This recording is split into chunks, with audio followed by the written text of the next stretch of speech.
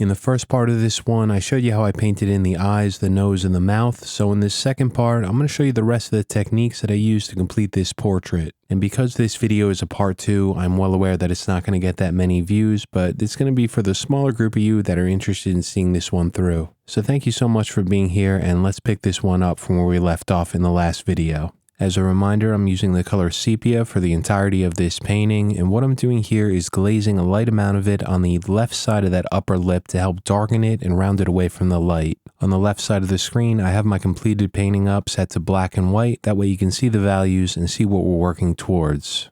On the right side, I want to add this crease in, which is often called the smile lines, which is the nasolabial fold, and what I'm doing here is I'm using a freehand shield to line up with my drawing. I'm lining up a part of this curve that fits my drawing and slightly elevating this shield as I spray over it. And I'm mainly doing that at the top part of this crease. When you spray over a slightly elevated shield like that, you still get a sharp line, but it's slightly softer around the edges.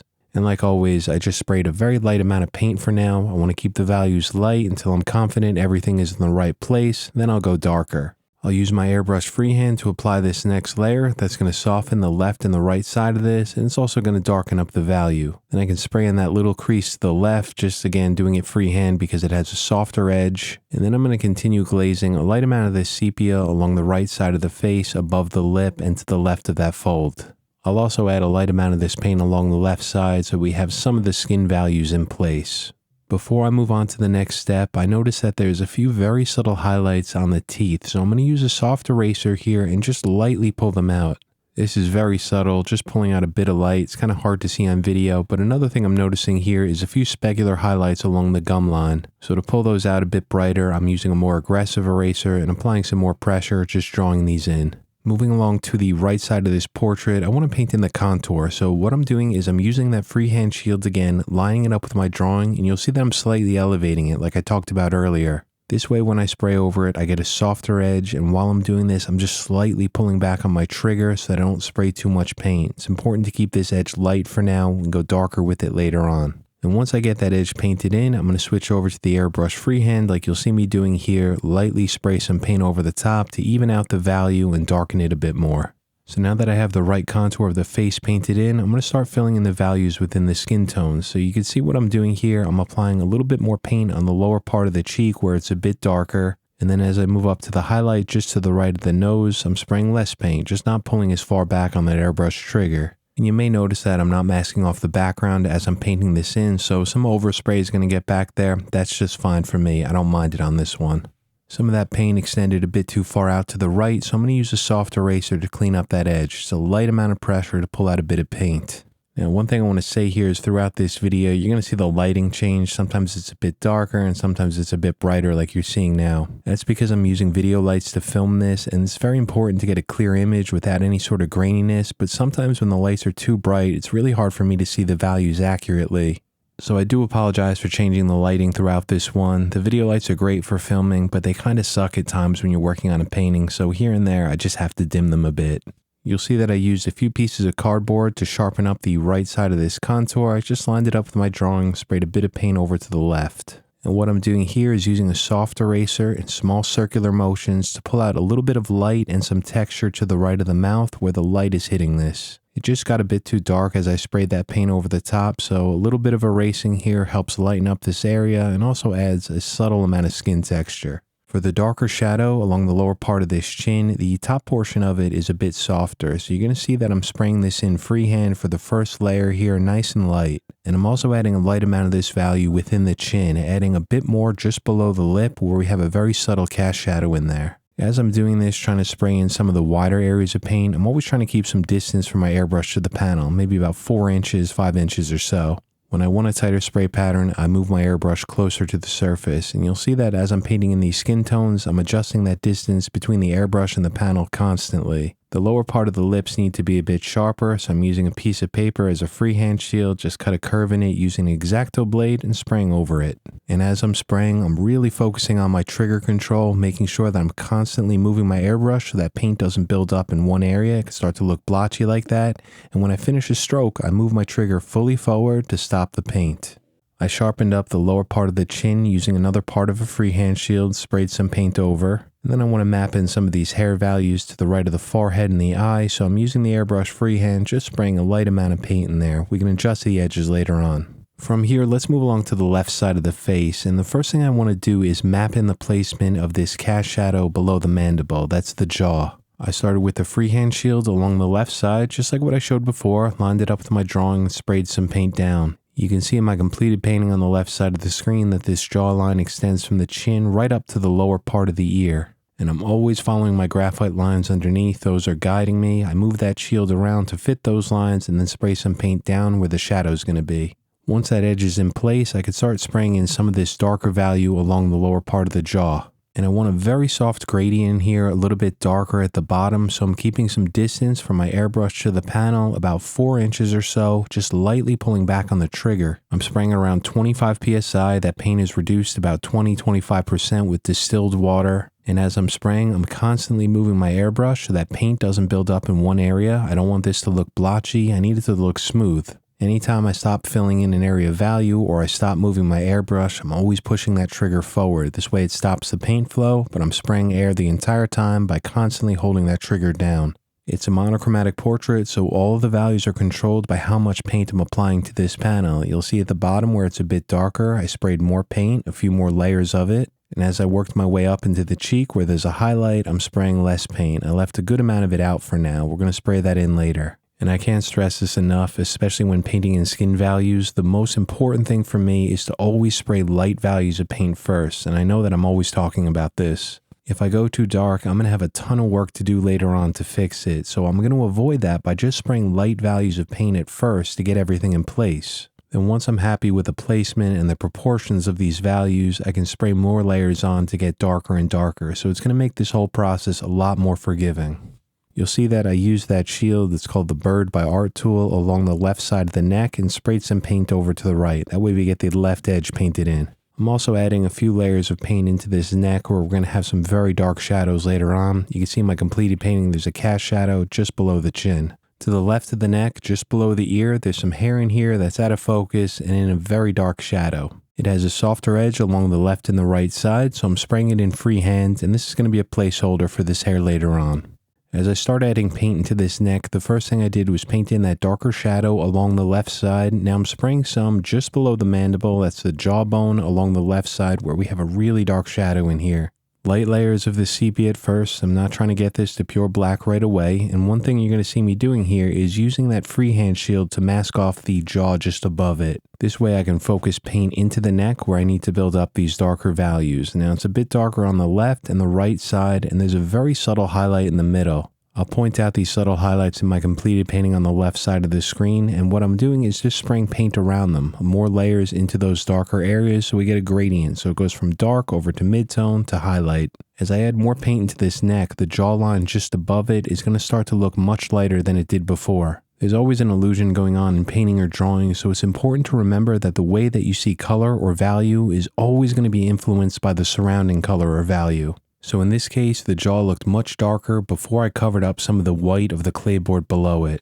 And after I sprayed some of this paint into the neck, covered up some of the white, I can see the values of the skin tone above it more accurately. And I noticed that they're much too light, which is always a good thing, so I'm going to spray some more layers of paint over the top of this to help darken it. And I'll extend that value up to that little bit of area of hair to the right of the ear you can see in my completed painting. I'll zoom out a bit here, and while I'm working on this, I'm also going to glaze a light amount of paint into the cheek below the eye and to the left of the nose, just a small amount for now.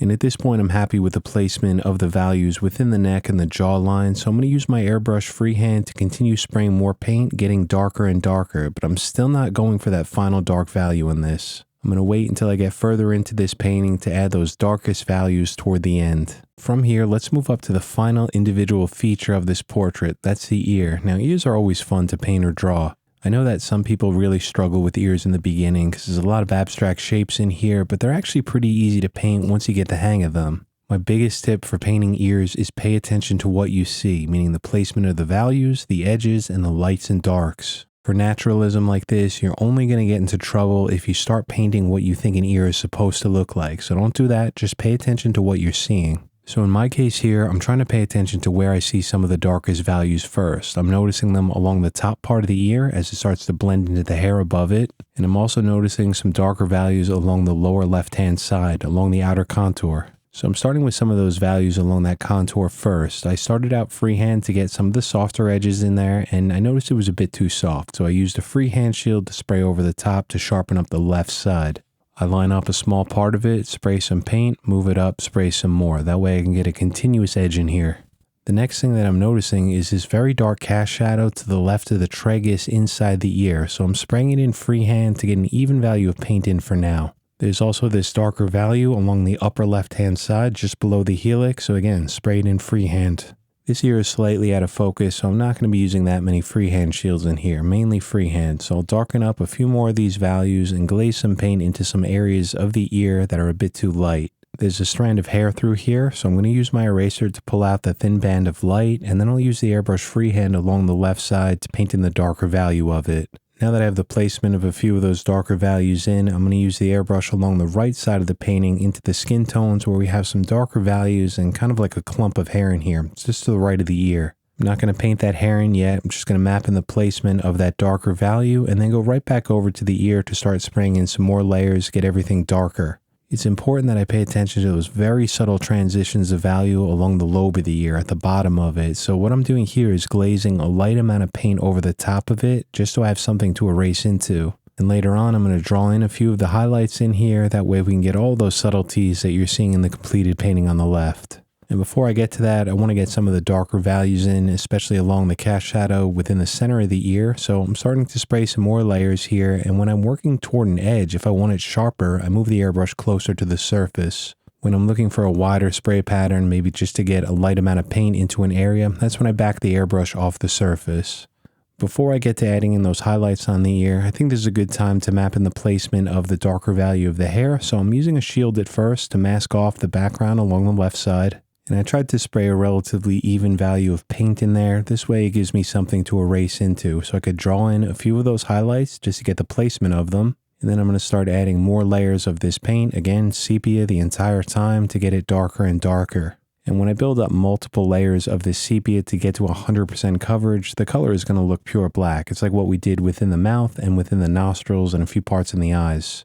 The hair is going to need to be like this too along the lower left-hand side of it. But again, light values at first to get the placement of everything, then we go darker. From here, I'm going to start adding in some of those subtle highlights within the ear. Now I'm going to be using a soft eraser to do this with a very light amount of pressure so I don't remove too much paint. This area right here is called the tragus, and to the left of that is the antitragus. These are slightly raised up toward the light source, so they're a little bit brighter. And it's so simple to do with a soft eraser. I start in the brightest area with small circular motions to pull out some paint. If I make more passes over that area, it's going to get brighter. If I use more pressure, it's also going to get brighter. So along the left side of the tragus, right before that cast shadow to the left, I use more pressure there to pull out more paint. And as I moved along to the right where it gets darker, I use less pressure on it. This way I can use a subtractive drawing technique to add in a transition of value from bright along the left side to a mid-tone to a darker shadow over to the right. Then I'm just going to pay attention to my reference photo, squint my eyes, and try to notice where I see some lighter areas, and then just draw them in with the eraser. For me, it's important that I use a very light amount of pressure on this eraser so that I don't get too much paint removed from the surface. It's going to look like texture. If I do it evenly, it's going to look soft and smooth. I'm going to speed through the hair on this one because I really want to focus my attention on the actual portrait itself. But to summarize it very quickly, what I do is I add some paint down and then I use either an X-Acto blade or an eraser to pull out some highlights. And if you want to see the techniques that I use to paint hair like this, I'll make sure I link a video on the upper right hand side of the screen that'll show you all the techniques that I use, same ones on this. Going back to the ear, I want to add a little bit more detail in here and brighten up some of the highlights. I could also smooth out some of the skin texture. So what I'm doing here is using a soft eraser, but this time it's sharpened to a very sharp point. And I'm going to work into these highlights again, trying to pay attention to where I see some blotchiness, maybe some darker values within a few of these highlights, and then use this eraser with a sharp point to even everything out. And just a bit of erasing in there, and I'm going to call this ear done. Now again, I'm going to speed through this hair so we can focus on the portrait itself. And if you want to see those hair techniques, I'll make sure I'll have that video linked above. Now from here, I'm going to start adding in the rest of the skin tones. I have my paint reduced about 50-50 with distilled water, and I'm focusing some more of this paint along the left side where it's a bit darker and just to the left of the nose. I also sprayed a very light amount of paint pretty much evenly across the forehead with a little bit more on the left side of it. Once I get some of those light values painted across the entire portrait, I'm going to pick the camera off the tripod here so you can see the painting straight on and compare it with my completed painting on the left. Now, even though we're almost there, there's still a lot of work that I need to do on this one. You can see that a lot of the values are way too bright in my painting on the right side of the screen, so I'm going to have to darken some of them up. To me, some of the skin tones look way too smooth, so I want to add some texture in there as well. And also there's some areas like the chin and some parts of the lips and teeth that need to be a bit brighter. So like I mentioned earlier in the video, I'm going to dim the lights in my studio here so I can see these values a little bit more accurately. And the first thing I'm doing is using my airbrush to spray in a few of the darker values around the eye and the left side of the cheek. I'll also add a little bit more along the left side of the forehead to round that away from the light.